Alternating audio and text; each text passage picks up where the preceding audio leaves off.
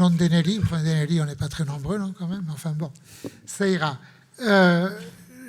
Pour ceux qui assistent à cette présentation, qui auraient assisté aux précédentes, tout le monde sait qu'à la longue, je suis devenu Obilzar, le spécialiste définitif et absolu de l'œuvre d'Eguski Urteaga, parce que tous les ans, soit je présente un de ses livres, soit je présente deux de ses livres, car il a une production absolument époustouflante. J'ai fait le décompte comme ça, 41 livres écrits en 3 langues, euskara, espagnol et français, et il y a en général avec un thème, le Pays basque, qui est central. Euskal Herria est central dans son travail.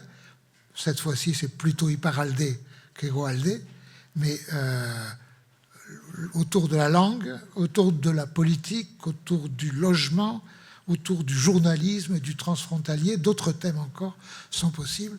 Vous savez ce qu'on dit dans les universités américaines, c'est « publish or perish », publier ou périr. Il n'est pas prêt de périr, et s'il n'est pas prêt de périr et que moi, entre-temps, je n'ai pas péri, vu l'âge que j'ai, l'an prochain, vous me retrouverez ici à une table avec Eguski. Alors, on va aller assez vite. Parmi l'ensemble, on se tutoie tout le temps, donc on va continuer de se tutoyer. Parmi tes livres, il y en a un qui est celui qu'on a présenté l'an dernier autour de 2 penseurs de la modernité, qui sont Bauman et Innerarity. C'est vraiment le thème, c'est toujours le Pays basque. Alors cette fois-ci, tu as choisi de comparer Iparralde, en réalité, c'est pas la totalité d'Euskal Herria, c'est vraiment Iparralde, et la Corse.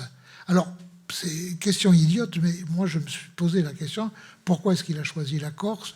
Il aurait pu choisir la Bretagne, il aurait pu choisir l'Alsace, c'est-à-dire il y avait foison même que dans l'Hexagone, matière à essayer de rapporter notre situation à celle des autres grandes régions dites minoritaires, ou en tout cas à forte identité. J'avais été invité comme professeur invité justement en Corse, à l'université de Corté, pour donner des cours, notamment sur la situation sociolinguistique, sur la politique linguistique et sur le statut de la langue basque, notamment dans la communauté autonome basque.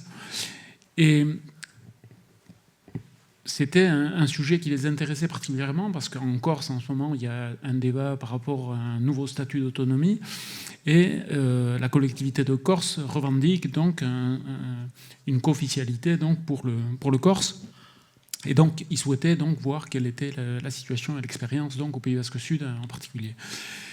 Et en plus de donner des cours, j'ai eu l'occasion de rencontrer les différents acteurs, le président Simeoni, Jean-Guy Talamoni, donc, qui avait été donc, l'ancien président de l'Assemblée de Corse, le recteur d'académie également de Corse, et différents acteurs, dont le président de Scola Corsa, qui est l'équivalent de CHK au Pays basque. Et plus je conversais avec les différents acteurs de Corse, et plus je me rendais compte des similitudes qu'il y avait, non pas avec le Pays basque Sud, mais davantage avec le Pays basque Nord. Et c'est le cas sur le plan démographique, sur le plan politique, sur le plan économique, sur le plan social, par rapport à la problématique du logement également, qui se pose dans des termes très similaires.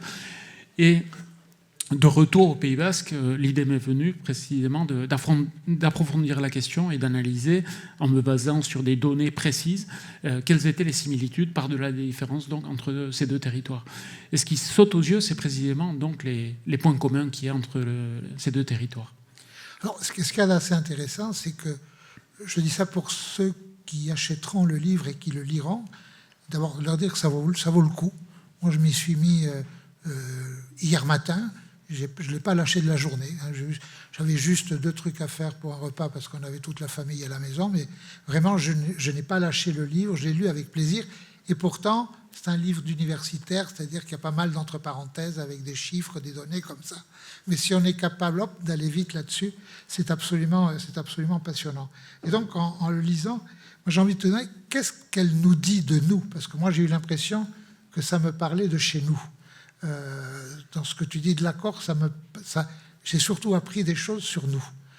Donc, qu'est-ce que te dit, toi, cette comparaison, à part les similitudes? Est-ce qu'on a un avantage compétitif, par exemple, dans le futur, ou est-ce que les Corses ont beaucoup mieux avancés ou plus avancés que nous dans leur propre situation en matière d'autonomie, d'identité, etc.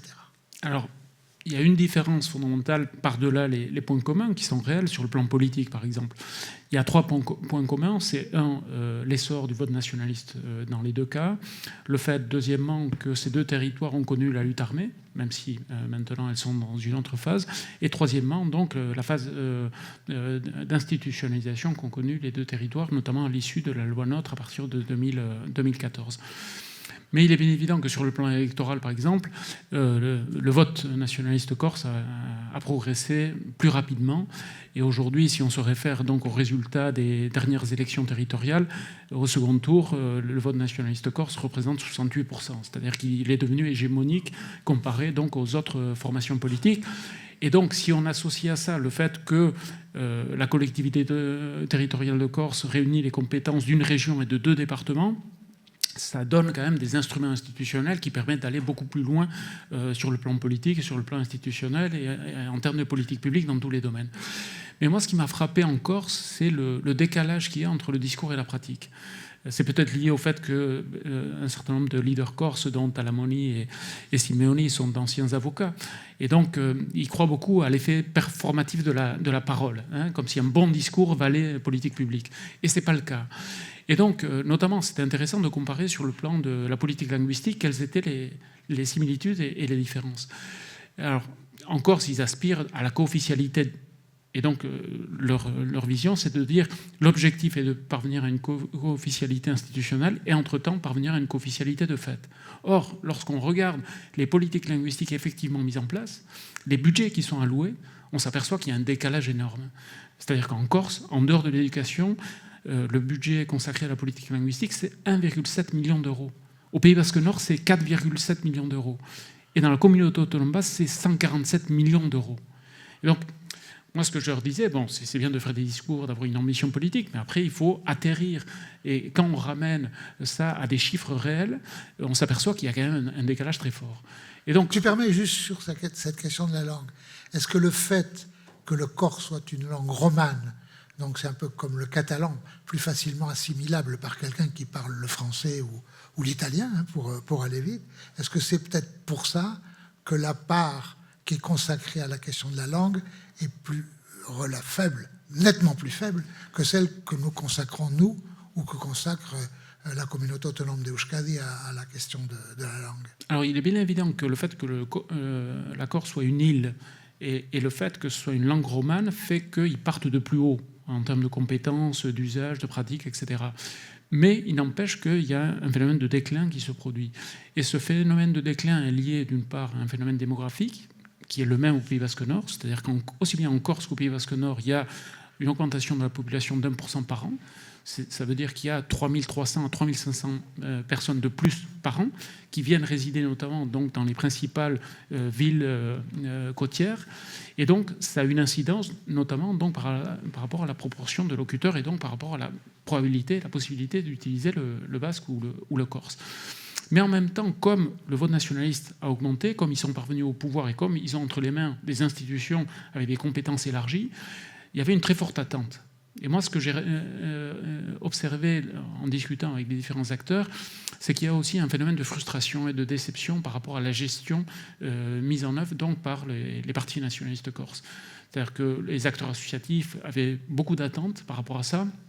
Ça fait 8 ans qu'ils sont au pouvoir au niveau de la collectivité de Corse. Et donc, ils pensaient qu'il y aurait véritablement un pas en avant très important, notamment en matière de politique linguistique.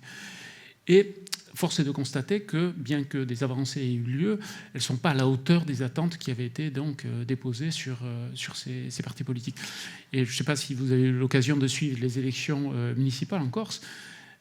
L'une des spécificités, ça a été que Simeoni, qui est jusqu'à maintenant le président de la collectivité depuis 8 ans, a décidé de se présenter à la mairie de Bastia. Il a été élu maire de Bastia. Et donc ça dénote à la fois le fait qu'il avait besoin de se relégitimer sur le plan démocratique et en même temps de se reconnecter au terrain.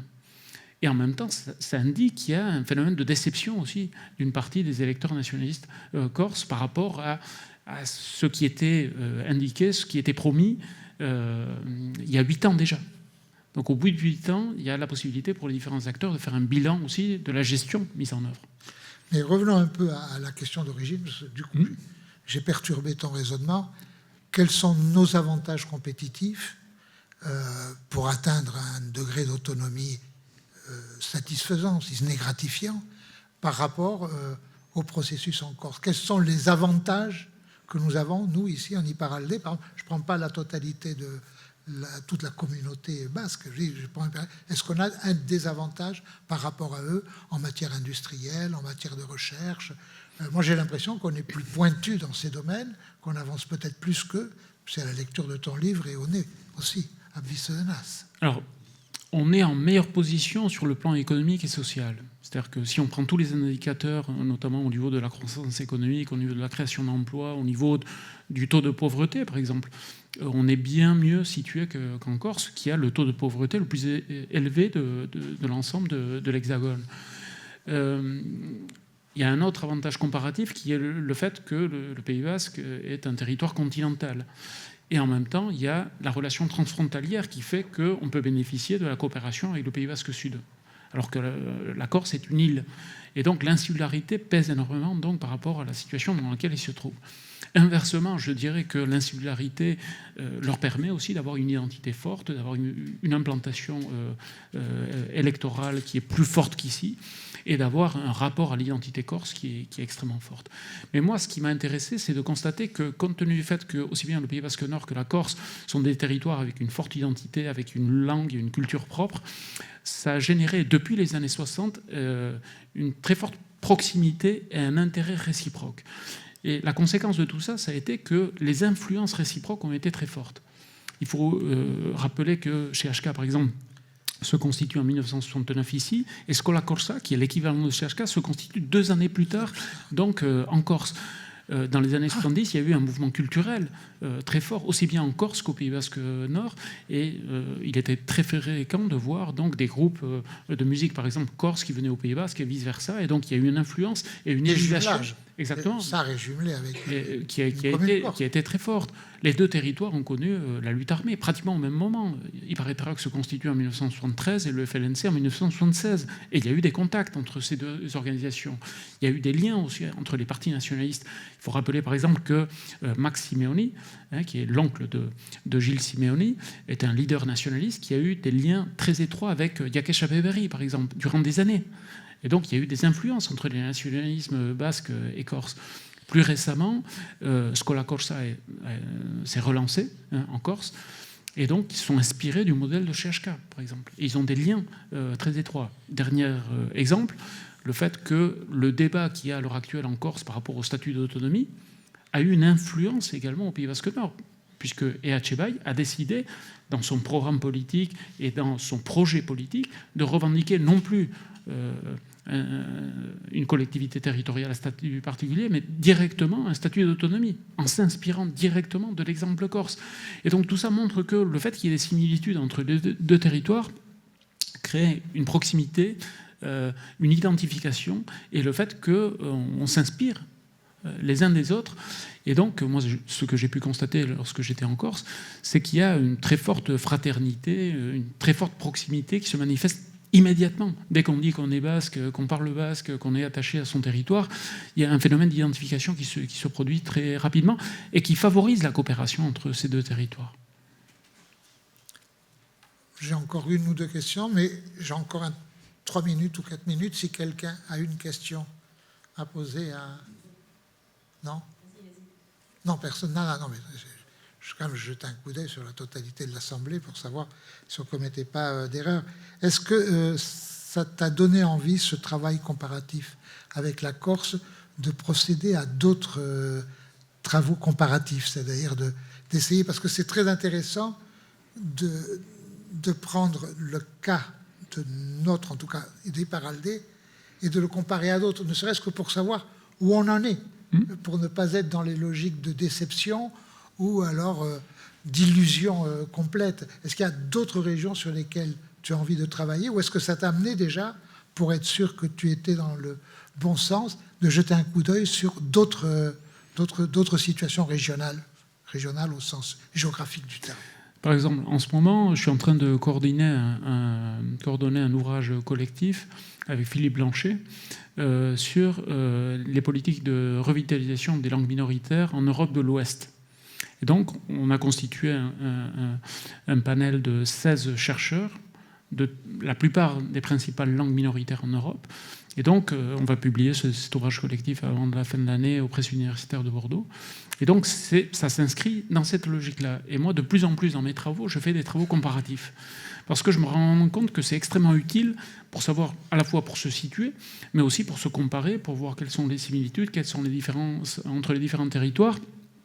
Et ensuite, ça permet de dégager également des synergies et des coopérations, parce que souvent, on est confronté à des problématiques qui sont similaires.